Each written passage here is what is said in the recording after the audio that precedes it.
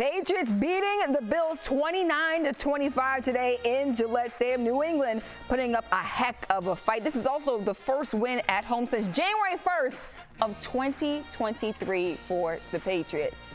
Michael Holley, Tommy Curran, Ted Johnson, Amina Smith here with you, and a big win for the Patriots against a divisional rival in the Bills. And I believe coming into this week, I don't think anybody picked the Patriots to win this game. They were leading at halftime. They looked like a completely different team. Holly, what was the story of this matchup for you? The story of this game is that they checked every box that you wanted to see them do since the start of the season. They got a lead. They forced turnovers. They responded to adversity late in the game. I know you all were thinking the same thing I was thinking. Oh, here we go again. Kendrick Bourne fumbles. Buffalo comes down and scores 15 points in a short amount of time. Looked like they were going to wrest away a victory from the Patriots, and the Patriots get a drive, Curran, from Mac Jones. First time in his career, a game-winning drive from Mac Jones. Didn't leave it to the kid to kick a field goal to send it to overtime. Mac Jones to Gesicki for the win. They checked every box today. Yeah, and it's funny, I talked to Mike Gesicki, I mentioned this earlier, during the week, and I said, you've been on bad teams before in Miami. What's the tenor with this team? How do you prevent yourselves from going in the tank? And he said, every day we come in here, guys are coming in with the right attitude. I'm not seeing it right now where guys are starting to play for themselves or not coming in with the intention to play better. Gesicki scores that touchdown, and I think if we've talked a million times about microcosm occurrences that are bigger picture indicators for this team, this second drive after the Kendrick Bourne fumble, after the touchdown, can that be something that becomes a microcosm of what the Patriots can become, Ted? Can they become a resilient team? Can they become a team that actually can cobble things together? This now the 38th game of Mac's career, first time against a good team that they have come back and won in game-winning comeback fashion. Well, if you're going to be a resilient team, you got to know what it feels like to come back and win games, just so you know what the heck you're doing. And they finally did it. It took them a long time to get a comeback win, but they go out there and they do that. And from the jump, and you said it, Michael Holley, I mean, they came out ready to play. I mean, that's something we hadn't seen from this team all season long. So they came out, put 10 points up, and then they played their game. They squat on that lead. Look, Buffalo came back. I mean, that fumble was, I mean, almost obviously costly there by Kendrick Bourne. But the resolve, the resiliency they showed, not to quit. And there was complete engagement from this team. And I'm sure you guys talked about it at Halftime Live.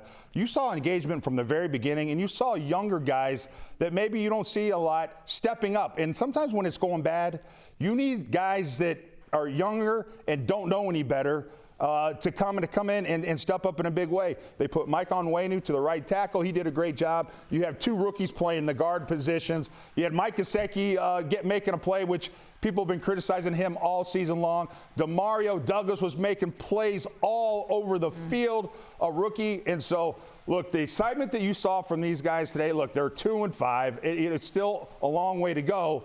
But they will feel like they can build on this performance, mostly because it was a huge, gutsy, comeback, resilient win. And that builds character, Amina. Curran, we've been talking about the mindset of this locker room with them coming into this matchup at 1-5. What do you think a win like this against a team like Buffalo that is considered one of the juggernauts in the NFL, what does a win like this do to maybe change the mindset or the buy-in in the locker room? I don't know if this crew, Mac Jones, for instance, has ever seen Gillette Stadium react like that. That's right. I don't think he's ever seen what the potency of playing here in New England can really mean to a player. So these guys are going to walk on air for days, and then they're going to go down to Miami and look at a team that the Bills beat by 28. So they're going to feel okay about themselves. It puts so much. Look, if Bill Belichick this morning decided it was a great idea to try and assuage people's concerns about next year by letting folks know I'm on a multi-year contract, that doesn't do anything compared to what his team delivered for him today. Maybe the two are linked, I don't know, but Bill isn't going to have to worry about his contract and talking to folks if his team performs this way. Even if they end up with a 8-9 record, if this team can come from this point and continue to build, they'll be around. Tom's absolutely right. I mean, if you make a season out of it, you might not make the playoffs, but if you come back from a 1-5 hole and you show that you're getting better and you show that guys are starting to figure it out and buying in the new system on offense, and they're starting to buy what Bill's selling, Michael, then all of a sudden, look, odds are it's going to be very difficult for them to get in the playoffs, but they can surely make it look good. And then back in 1995, look, we started out 1-5. We went 5-5 the rest of the way, and we used that momentum to set up what was a Super Bowl run in 1996. And so even though they might not make the playoffs, Michael, you can still build on something positive to go into next year. Momentum goes a long way. I'm glad you brought up 95. So 95, 1-5 start, you figure it out. We talked about before the show, 1993, Bill Parcells' first year. They finished 5-11, but everybody's excited because it's Drew Bledsoe, and you're thinking about 1994. 4 or 5 games. That's right. That last game against Miami, Bledsoe against Dan Marino, and the next year they make the playoffs and bring some excitement to New England. If you're Bill Belichick, if you did this on purpose, Curran, if you dropped this news to Ian Rappaport like, hey, I'm going to be here, and you were looking for a spark, mission accomplished. So think about all the things that you did today. I know you're only 2-5. You're Bill Belichick. You got the team focused.